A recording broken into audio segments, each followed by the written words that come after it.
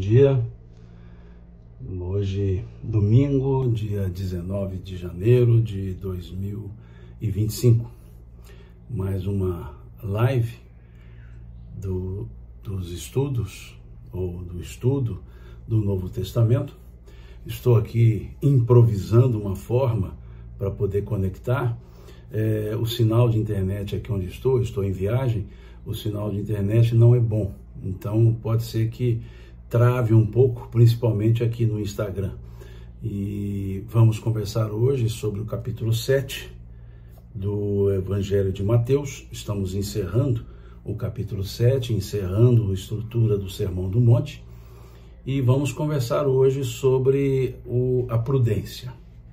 É a última parte do capítulo 7 aqui do Evangelho de Mateus. Então, mais uma vez, peço desculpas se porventura houver uma dificuldade de sinal, né? Estou em viagem com a família, estou em férias, e aqui o local não contribui muito. Mas vamos seguir. Vamos conversar sobre o trecho final, né, na estrutura exegética, o termo final desse capítulo 7 do Evangelho de Mateus, que diz o seguinte: todo aquele que ouve e pratica a minha palavra será comparado a um homem prudente que construiu sua casa sobre a rocha. Vieram os ventos, correram os rios, veio a tempestade e a casa não caiu. Mas todo aquele que ouve as minhas palavras e não as pratica será comparado a um homem insensato que construiu sua casa sobre areia. Vieram os ventos, correram os rios, veio a tempestade e a casa caiu. Esse é o ponto, esse é o conjunto dos ensinos ou do ensinamento que vai, por assim dizer, fechando a estrutura do capítulo 7 do Evangelho de Mateus. Esse capítulo que trata do Sermão do Monte. Então aqui nós vemos Jesus claramente encerrando a ideia do sermão, trazendo-nos a questão do conhecimento e da aplicabilidade desse conhecimento. Muitas pessoas, milhares de pessoas, talvez em número de bilhão de pessoas, têm o conhecimento das palavras do Cristo. Bilhão, na casa do bilhão, é o número das pessoas que conhecem a mensagem de Jesus, conhecem o Evangelho. Agora, Jesus chama uma atenção para um ponto que eu reputo como um ponto importante, que é ouvir, ou seja, tomar conhecimento e aplicar. Aqui o Cristo, ele trabalha esses dois elementos. Todo aquele que ouve e aplica as minhas mensagens, as minhas palavras, será comparado a um homem sensato. Ouvir e aplicar. O aplicar talvez seja o ponto chave para nós entendermos isso. Conhecimento aumenta, sem dúvida, a capacidade de agir, de fazer. Eu não tenho dúvida com relação a isso. Agora, conhecimento vazio, ou melhor dizendo, conhecimento não aplicado, é como água parada. Ela estraga.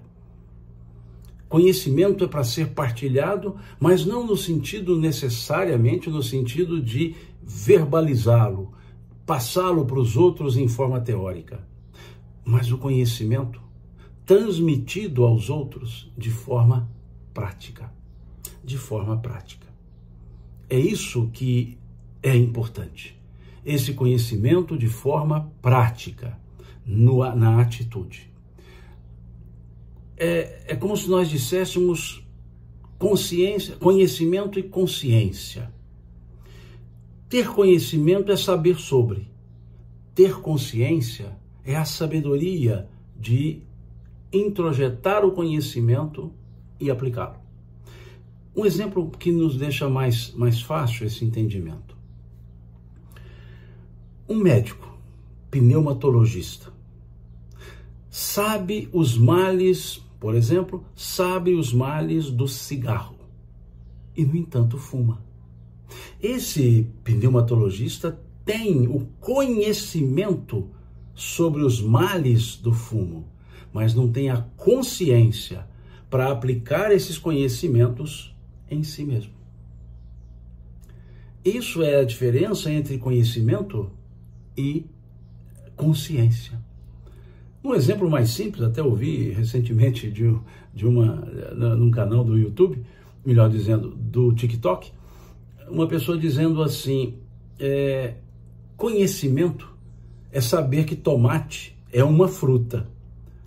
Sabedoria e consciência é não colocar o tomate numa salada de frutas.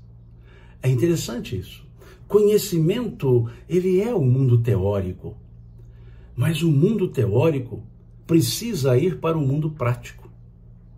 Eu falo muito isso em relação, por exemplo, à área educacional, à área da pesquisa.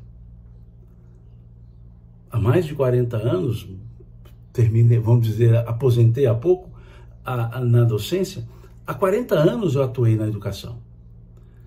Há mais de 30 anos eu trabalho com pesquisa, no mestrado, no doutorado, mas eu sempre chamo a atenção para que as pesquisas não fiquem no mundo acadêmico.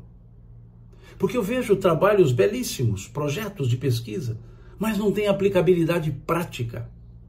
É aplicabilidade puramente no mundo teórico das academias, para poder ter trabalhos publicados. Produção científica é o termo que o pessoal gosta muito de usar. E eu entendo como produção científica aquilo que pode ser aplicado. Então eu vejo pesquisas, principalmente para dissertação de mestrado, algumas teses também, elas ficarão nas prateleiras das bibliotecas ou virtual, né, também ficarão. E esse ponto é importante, porque não pode ficar somente no mundo da virtualidade. Não pode ficar somente nas prateleiras. Essas pesquisas precisam ir para o mundo prático, para o mundo da matéria, que eu quero dizer, do dia a dia. Então aqui o Cristo está dizendo que aquele que ouve pode ser de gabinete, aquele que ouve pode ser o que está lá no púlpito, mas aquele que pratica é o que está na rua, no dia a dia. Adianta saber da caridade e não praticá-la? Adianta saber do amor e não vivenciá-lo na sua forma abrangente, na sua forma mais ampla possível? É importante isso. No domingo passado, nós conversamos sobre a ideia do nem todo que diz Senhor, Senhor entrará no reino dos céus. Esse ponto precisa ser trabalhado. Lá ele diz que é preciso praticar a palavra do meu Pai, dizia ele, né? E a palavra do meu Pai, dizia ele, Jesus, era amar uns aos outros.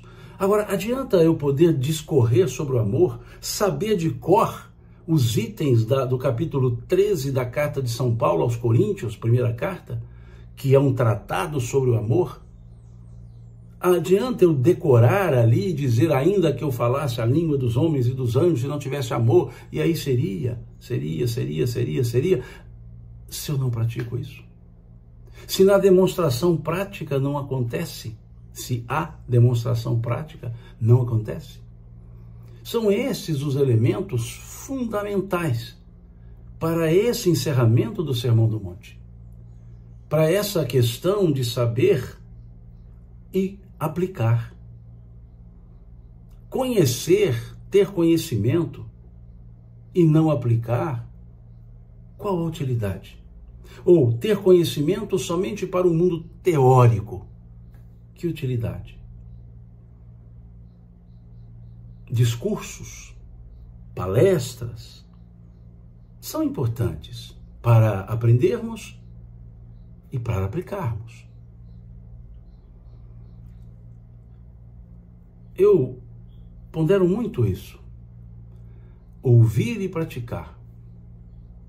Jesus chamou atenção para isso quando ele conversava com as pessoas e falava dos fariseus, dos doutores da lei. Ele disse assim: ouvi, veja que interessante, ouvi e praticai tudo o que eles vos dizem, mas não façais em conformidade com o que eles fazem, pois vos dizem uma coisa e fazem outra. Essa é a fala do Cristo. Ouvindo os doutores da lei pregando, ele diz: ouvi e praticai tudo o que eles vos dizem, mas não façais em conformidade com o que eles fazem, pois vos dizem uma coisa e fazem outra. Venha ao encontro do que está dizendo aqui o Cristo nesse encerramento do capítulo 7 do Evangelho de Mateus. Todo aquele que ouve as minhas palavras e as pratica. Todo aquele que ouve as minhas palavras e as pratica será comparado a um homem sensato, que construiu sua casa sobre a rocha, vieram os ventos, correram os rios, veio a tempestade e a casa não caiu. Então, o elemento que nos sustenta não é somente o conhecimento. O elemento que nos sustenta é o conhecimento aplicado. É o conhecimento vivenciado. É o conhecimento exemplificado. Esse é o ponto. Todo aquele que se propõe a levar algo para alguém precisa primeiro cultivar esse algo em si mesmo. Dê uma licencinha. Por que isso? Não se dá o que não se tem. Não se dá o que não se tem. Se olharmos o Sermão do Monte, lá no capítulo 6, desculpe, as bem-aventuranças, no capítulo 5 do Evangelho de Mateus, que nós já estudamos, nós veremos que elas são, já disse várias vezes, um encadeamento de virtudes, como degraus que precisamos subir para que eu possa ascender o próximo degrau, tendo já ascendido o anterior, ou seja, não há como ir para o segundo degrau se não passar pelo primeiro. Não há como ir para o terceiro se não passar pelo segundo. E assim até o sétimo degrau, a sétima bem-aventurança, que é a última de virtude. Porque tem mais duas, porque são 9 bem-aventuranças, que retratam as perseguições. Mas se nós observarmos, nós veremos o seguinte: na bem-aventurança terceira, bem-aventurados os mansos e pacíficos, nós teremos o elemento angariador da virtude para atingirmos o 7º degrau, que é bem-aventurados os pacificadores. Por isso, bem-aventurados os pacíficos é a terceira bem-aventurança.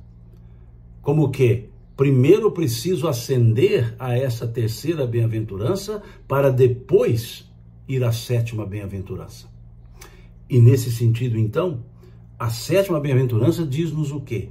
Bem-aventurados os pacificadores.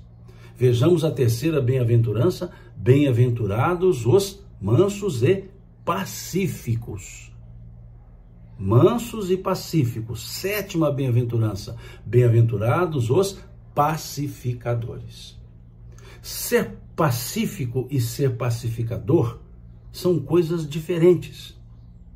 Ser pacífico é comungar da paz, é ter a paz, é não devolver o mal. Ser pacificador é promover o bem. Ser pacífico guarda a paz. Ser pacificador promove o bem. Ou seja, para eu promover o bem, para eu ser pacificador, primeiro eu preciso ser pacífico.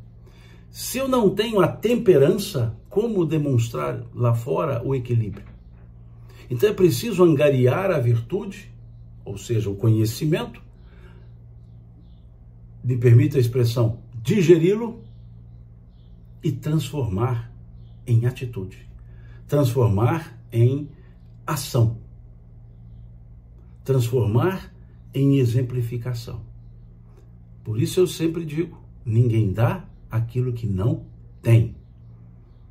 Ninguém dá aquilo que não tem. Ou, em outras palavras, só se pode dar aquilo que se tem. Então, nessa ideia da prática, que é o que Jesus nos concita a fazer, nesse capítulo 7 do Evangelho de Mateus, é preciso que nós angariemos esse conhecimento para aplicá-lo. Não há como aplicar aquilo que não se conhece, mas não se deve conhecer sem aplicá-lo. Então aqui Jesus está chamando-nos a atenção para esse aspecto. O aspecto do conhecer, o aspecto do fazer. Conhecer, fazer. Conhecer, fazer. Todo aquele que pratica, veja, todo aquele que ouve e pratica a minha mensagem. Sara, né, aqui lá de Zurique, a grande amiga, tive o prazer de estar com ela e toda a turma lá do centro, em Zurique, numa rápida passagem, e estamos organizando, viu, Sara? O seu convite está aqui na pauta para eu poder ver aqui na agenda para estar com vocês aí o ano que vem, né? Aí no encontro. Muito obrigado pelo seu cumprimento aqui, Sara. Voltando então, é importante nós termos isso em mente, que a mensagem do Cristo, as palavras do Cristo, elas não são para serem decoradas, elas são para serem absorvidas, sentidas, meditadas e, como consequência, aplicadas. O aplicar o conhecimento do Cristo, trazido pelo Cristo, é a missão, é a função, é o objetivo, é o propósito de qualquer pessoa que toma conhecimento da mensagem. São palavras encantadoras no aspecto, digamos, bom dessa palavra. São palavras que nos soerguem, são palavras que nos direcionam, palavras que o apóstolo Pedro foi chamá-las de palavras de vida eterna. É interessante essa passagem. Jesus está dizendo aos seus discípulos que ele teria que ir ao mundo espiritual. Dizia, é necessário que eu vá primeiro para preparar-vos o lugar, pois se eu não for, o Consolador não virá. E diz Pedro para Jesus, Senhor, se tu fores, vejam essa pergunta de Pedro, Senhor, se tu fores, com quem nós ficaremos? Pois só tu tens as palavras de vida, só tu tens as palavras de vida eterna. Palavras de vida eterna. Por que palavras de vida eterna? Porque nos descortinam o sentido real da vida e também porque são ensinos atemporais. Eles não são destinados a um tempo, lugar e espaço. São atemporais. E sendo atemporais, em quaisquer momentos da nossa existência, nós podemos ter acessos, ou melhor, podemos aplicá-los. Por isso são palavras de vida eterna. Palavras que libertam-nos no aspecto de uma obnubilação da consciência. Liberta-nos para entender a dinâmica da vida, para vivermos melhor até mesmo. São palavras não cabalísticas. As palavras de Jesus não são cabalísticas, não são carregadas de mistérios. Não. As palavras dele são simples, objetivas, diretas, instrutivas, educativas, que promovem, se as praticarmos, o nosso crescimento. É isso que está aqui. É isso que vem fechando o Sermão do Monte. Um dos mais belos sermões, ou se não, o mais belo sermão que nós tivemos aqui na Terra. vai encerrando dizendo isso. Ele ensina várias coisas no Sermão do Monte, falando das bem-aventuranças, falando da solicitude pela vida, falando dos juízos temerários, falando da orientação direta aos discípulos. E ele vai encerrando, dizendo que tudo aquilo que ele ensinou, tudo aquilo que ele falava ali no Sermão do Monte, era para aplicação. E aí ele vai na sequência dizendo, e todo aquele que ouve e não pratica, todo aquele que ouve a minha palavra e não as pratica, será comparado a um homem insensato. Não tem sensatez, não tem bom senso. A um homem insensato que construiu sua casa sobre a areia. Vieram os ventos, correram os rios, veio a chuva, ou veio a tempestade, e a casa caiu, desculpa. Então veja, a sensatez e a insensatez, e o elemento comunicador é a prática do ensino, é a prática da palavra. Bom dia, Jaime, grande amigo, escritor de mão cheia, educador de mão cheia, Jaime Ribeiro, né? Muito interessante, tem uma vasta literatura, vale a pena conhecer, entra lá no Instagram dele, né, Jaime Ribeiro, e vocês verão o material sobre educação, e material raro, porque raras são as pessoas que realmente se ocupam da educação, e Jaime é uma dessas pessoas, ocupa-se muito do aspecto educacional. Então fica aqui o convite para que acessem essa página do Instagram do Jaime Ribeiro, @Jaime Ribeiro, e para vocês verem o quão profunda é a mensagem que ele traz, ou sobre o aspecto educacional. E bem dentro desse sentido que nós falamos aqui mais cedo, da aplicabilidade do conhecimento, da aplicabilidade do processo. Eu dizia mais cedo, Jaime, que nós precisamos fazer com que o mundo da cátedra, o mundo acadêmico, comece a caminhar pelas ruas, que não fique circunscrito aos auditórios e às salas de aula, em que o conhecimento que é passado, na maioria de vezes, é para ficar na estante. E aquele conhecimento para vivenciar, para viver na rua, para viver no dia a dia, viver no trabalho, viver na família, nem sempre vem.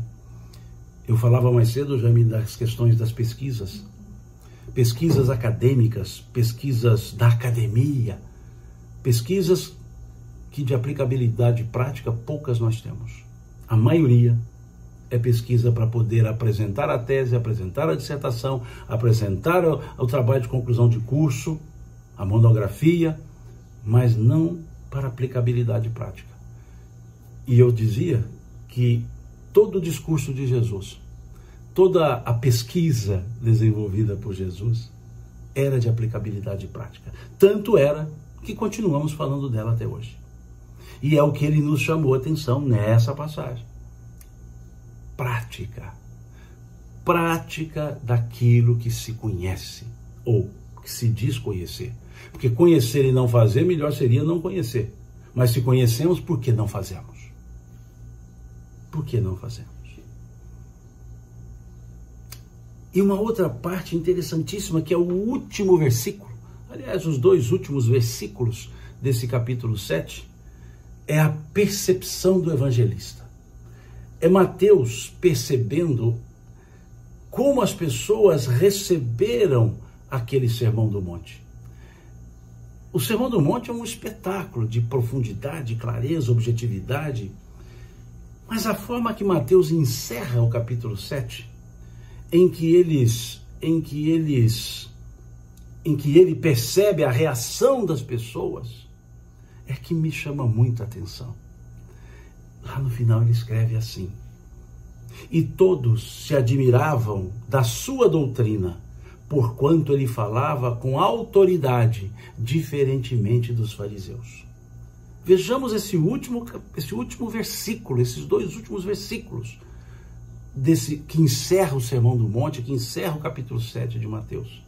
Mateus observando as pessoas, Jesus falando, quer dizer, o escritor escreveu aquilo que foi observado nas pessoas. E o que foi observado nas pessoas? As pessoas estavam ali paradas, admiradas com aquele discurso. Admiradas, quase que catatônicas, paradas. Tamanha profundidade, beleza e simplicidade daquele sermão. E essa observação ele não deixou de colocar para fechar o evangelho. É uma observação do escritor. E todos se admiraram, ou se admiravam da sua doutrina. E todos, vejam, todos se admiravam da sua doutrina, porquanto ele ensinava com autoridade, diferentemente dos fariseus.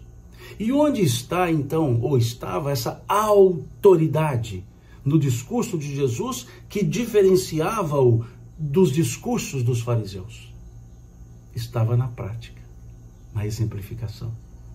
Um benfeitor espiritual, ele disse certa vez: a verdadeira autoridade, a autoridade legítima, é aquela que se apoia no exemplo que se dá do bem.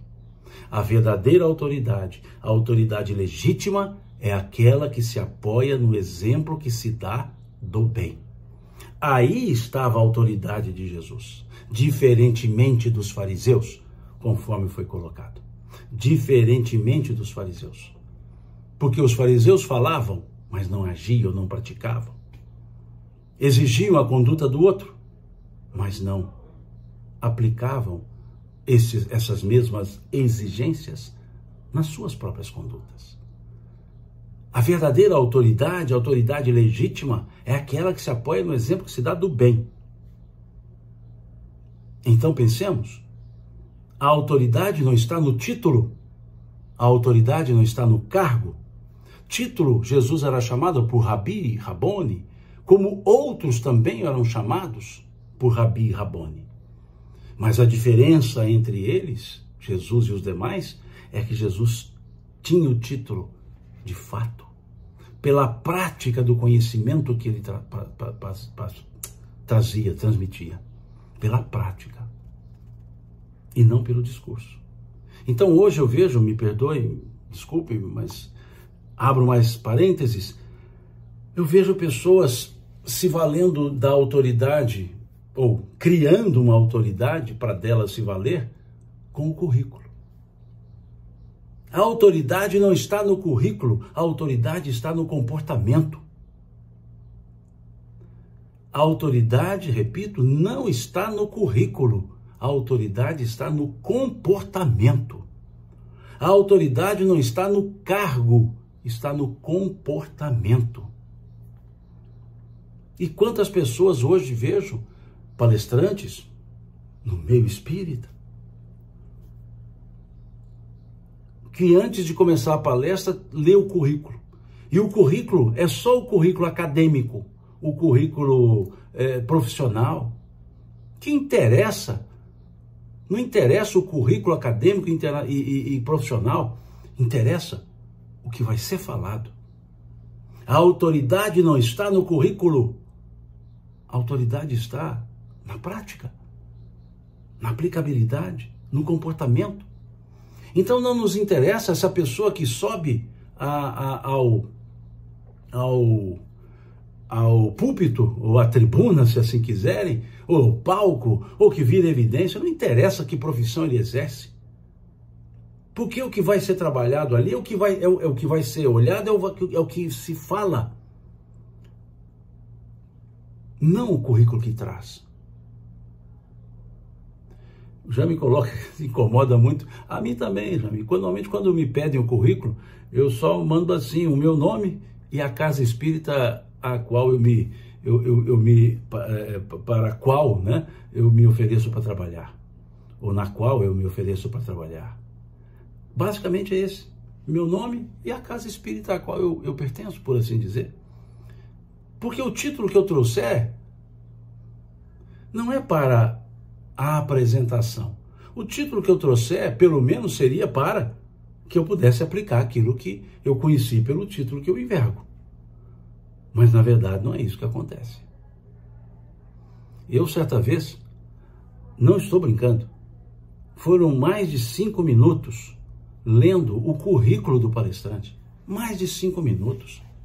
O currículo, volto a dizer, acadêmico, o currículo profissional. Se tivesse lido pelo menos o currículo da prática do bem, né, como a gente tem vários, cujo currículo profissional é desse tamanhozinho, cujo currículo acadêmico é desse tamanhozinho, e o currículo da prática do bem é enorme, incomensurável. Mas não, estava lendo os títulos acadêmicos. Formado nisso, pós-graduado, pós, e aí ia. E o conteúdo que foi passado, me desculpe, mas pífio. Um conteúdo fraco para tamanho currículo. Para tamanho currículo. Espera-se que a pessoa que vá a uma palestra saia com mais elementos para a prática do que com os que ela entrou. É importante isso. Para os que falamos, para os que nos colocamos como expositores, a preocupação maior é se as pessoas que ali estão sairão com mais ferramentas para a prática diária. Ferramentas. O palestrante, expositor, ele traz um conteúdo, mas é preciso também trazer as ferramentas. Falar sempre da aplicabilidade. Da aplicabilidade. A doutora Marlene colocou ali pavões. Né?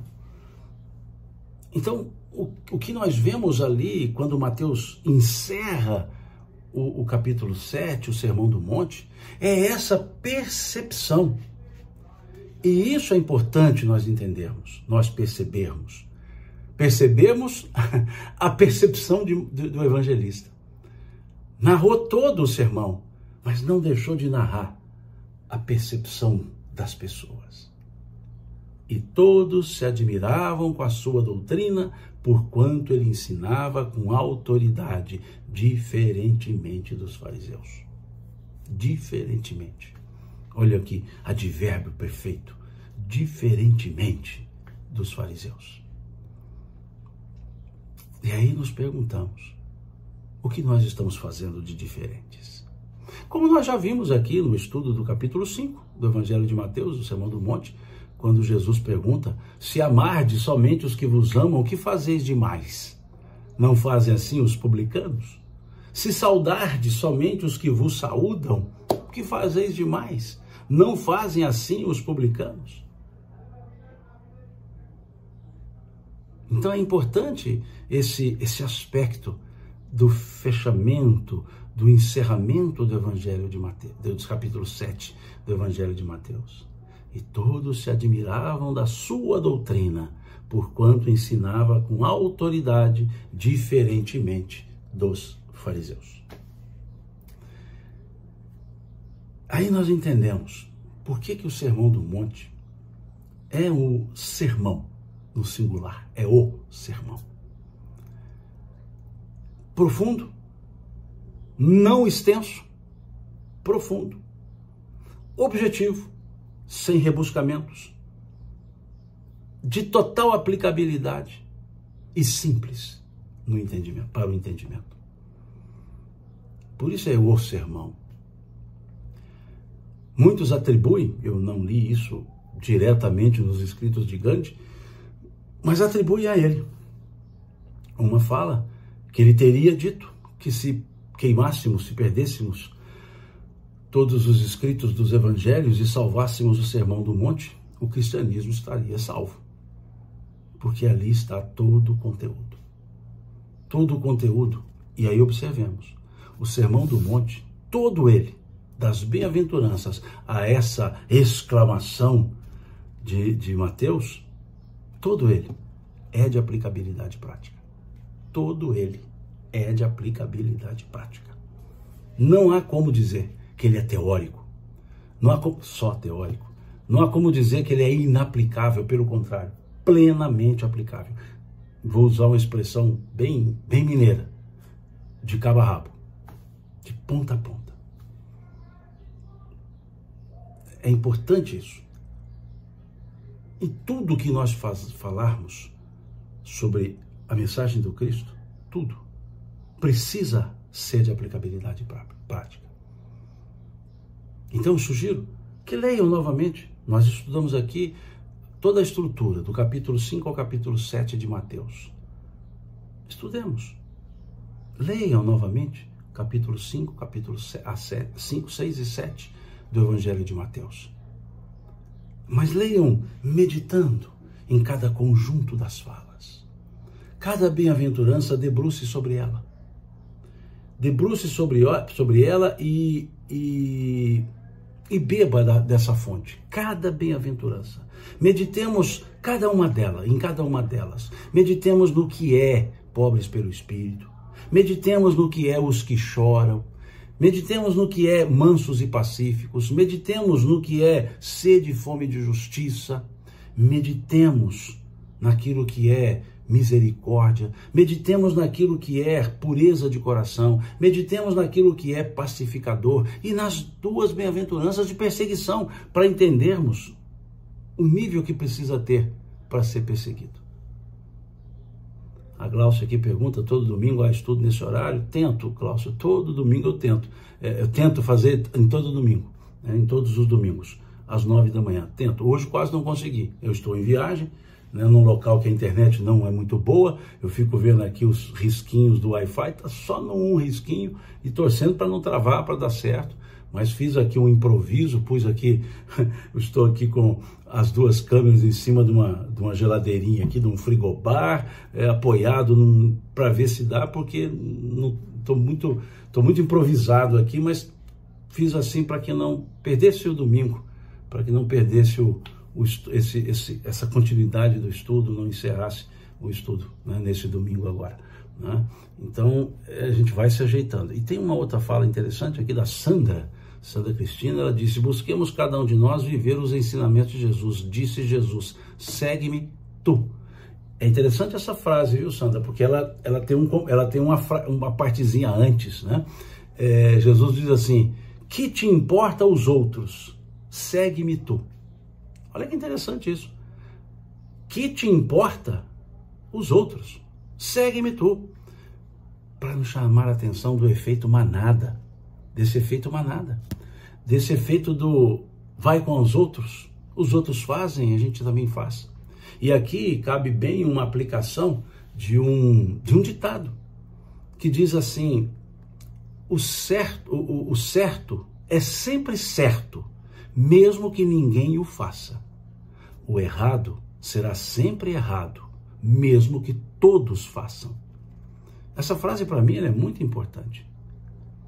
O certo será sempre certo, mesmo que ninguém o faça. O errado será sempre errado, mesmo que ninguém o faça. Desculpa, mesmo que todos o façam. Todos façam. Então, o que é certo, errado é errado. Certo é certo, mesmo que ninguém faça. Errado é errado, mesmo que todo mundo faça. E aí vem essa frase de Jesus que eu acho interessante. Que te importa aos outros? Segue-me tu. Essa frase de Jesus, ela foi muito adaptada pelas mães e feito uma paráfrase, as mães fizeram. Jesus dizia: que te importa os outros, segue-me tu. As mães dizem: você não é todo mundo. Como a gente diz: mas todo mundo faz. Ela fala: você não é todo mundo. Mas todo mundo vai. Ela fala: você não é todo mundo. Essa fala das mães, você não é todo mundo, está muito bem fundamentada na frase de Jesus. Que te importa os outros? Segue-me tu.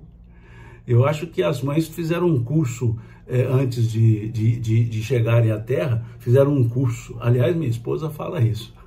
A Leia fala assim: Pedro, pai é aquele espírito que antes de encarnar não passou na prova para ser mãe. Ou seja, aquele que não passa na prova para ser mãe vem como pai. Prêmio de consolação.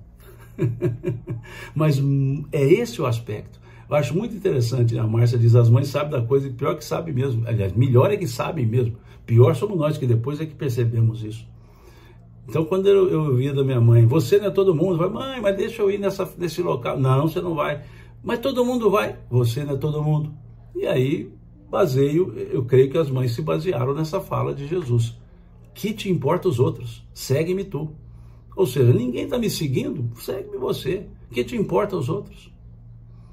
Então, esse encerramento do sermão de Mateus foi muito importante. O Jaime, eu fui reprovado na prova de mãe. Pois é, todos nós, Jaime. A Leia fala isso. Quem não passa na prova para vir mãe, vem como pai. Então somos nós, né? Nós somos mães que pegamos dependência. Estamos cumprindo dependência. Mas é esse o aspecto, né?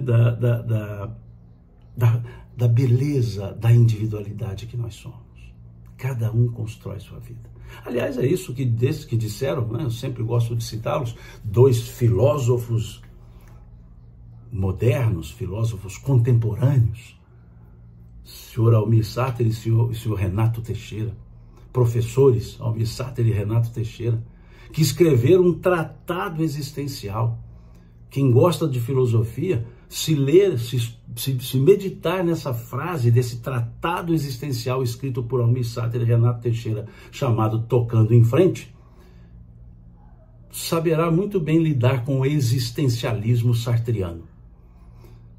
Eu sempre digo que se Almir Sater e Renato Teixeira tivesse escrito isso lá, na época de Sartre, lá no início do século XX, nós teríamos um existencialismo diferente. Porque esse Tocando em Frente é um tratado filosófico. Não é uma música sertaneja, é um tratado filosófico. E, vindo na forma sertaneja, mostra o quanto que um tratado filosófico é simples. E lá nesse tratado eles dizem sobre a individualidade, eles dizem, cada um de nós compõe a sua própria história. Voltando, você não é todo mundo. Cada um de nós constrói a sua própria história. E eles acrescentam ainda, cada ser em si carrega o dom de ser capaz de ser feliz. O dom de ser capaz de ser feliz. A Patrícia aqui diz, eu já ouvi dizer que foi psicografado essa fala. Não é que foi psicografado, Patrícia. Essa é uma entrevista muito bem dada por Almir Sater. Ele deu essa entrevista no programa Viola, Minha Viola, da Inesita Barroso. E lá ele diz como a letra foi composta. E ela foi composta em poucos minutos. Ele narra que estava em casa do Renato Teixeira, Almir Sater, e ali ele viu um violão que estava colocado na sala, e eles foram jantar na casa de Renato Teixeira, e ali ele viu o violão e chamou a atenção dele, ele pegou o violão e foi dedilhar. E dedilhou ali um acorde e disse, né, ando devagar porque já tive pressa. E aí Renato completa de lá, né, e leva esse sorriso porque eu já chorei demais, e diz ele que em pouquíssimos minutos, um e o outro falando, essa letra foi composta. Aí ele diz, Almir Sater, aí ele diz assim para Inesita Barroso, olha, eu desconfio que isso foi psicografado. Lógico, não foi psicografado no sentido estrito da palavra psicografia. Ele quis dizer, olha, isso aqui não veio de nós dois, não, isso aqui veio de cima, isso foi inspirado. Né? Então, no programa da Inesita, ele disse isso. Né? Isso para mim foi até psicografado, acho que foi até psicografado. Mas não foi psicografado no sentido que se dá essa expressão. Teve assim, por isso é um tratado existencial, belíssimo. E vem bem ao encontro do que nós estamos dizendo. Dessa individualidade que somos e da importância de valorizarmos a individualidade sem transformá-la em individualismo. É muito tênue, é muito fina a linha divisória entre individualidade e individualismo. Precisamos respeitar a individualidade. Precisamos construir nossa individualidade. Mas não podemos ser individualistas. Egoísmos das pessoas não cabe. Resguardar a minha individualidade, mas não transformá-la em individualismo. Então encerramos esse estudo do Sermão do Monte, continuaremos estudando o Novo Testamento aos domingos, 9 da manhã, continuaremos estudando o Novo Testamento. No próximo domingo eu não conseguirei fazer a live às 9 da manhã, porque eu estarei no próximo domingo no Congresso Espírita de Uberlândia, no céu. E a palestra que eu farei será justamente nesse horário, por volta das 9 horas. Então eu não conseguirei fazer a live no domingo às 9 da manhã, o próximo estudo. Fica o convite para quem quiser assistir lá a fala no Congresso Espírita de Uberlândia. Aliás, assistir o Congresso Espírita começa na sexta-feira à noite, próxima sexta, termina no domingo. Várias pessoas, vários temas, vários assuntos. Então, acho interessante, fica o convite. Então, justifico aqui que no próximo domingo não farei. Na quarta, sigo, né, com nossas respostas, né, a perguntas que me chegam. Na próxima quarta estarei nesse mesmo lugar que eu estou aqui, então torço para que o sinal também funcione e dê certo para eu falar. Então, no mais, muito obrigado, né? Jaime, também fiquei feliz em poder estar no céu dessa vez. No ano passado eu estava agendado para estar lá no céu, Congresso Espírita de Uberlândia, e por uma questão de saúde eu não consegui participar e acabei ficando em falta, né? Pois ficou meu nome na programação e eu não consegui ir, foi de última hora, um problema de saúde. Aí nessa eu já me ajeitei lá com o Rubens, né? Já saí de viagem com a família em férias por um poucos dias, mas já daqui eu já vou direto para Uberlândia, né? Já chego lá para o Congresso, então devo chegar em Uberlândia já na sexta-noite. E para mim sempre é uma alegria participar desses eventos, né? São eventos sérios, desses eventos para poder conversar, trocar ideia com as pessoas, estar junto com as pessoas. Muito obrigado pelo acompanhamento de vocês, né? Deus lhes pague pelo carinho, pela paciência em seguir esses estudos. No outro domingo, próximo estarei nos Congresso Espírita de Uberlândia, já no outro seguimos e estamos estudando o Novo Testamento. E não é sequencial, vou pegando tópicos do Novo Testamento e vamos conversando. Muito obrigado, uma excelente semana para vocês, uma excelente semana de trabalho profissional, de vida social, de vida familiar, de descanso, se for o caso. Que Deus abençoe a cada um de vocês, que Deus abençoe a cada família de vocês e que nos encontraremos, se Deus quiser, na próxima quarta e no outro dia de estudo. Fiquem com Deus e até mais tarde, até mais para frente.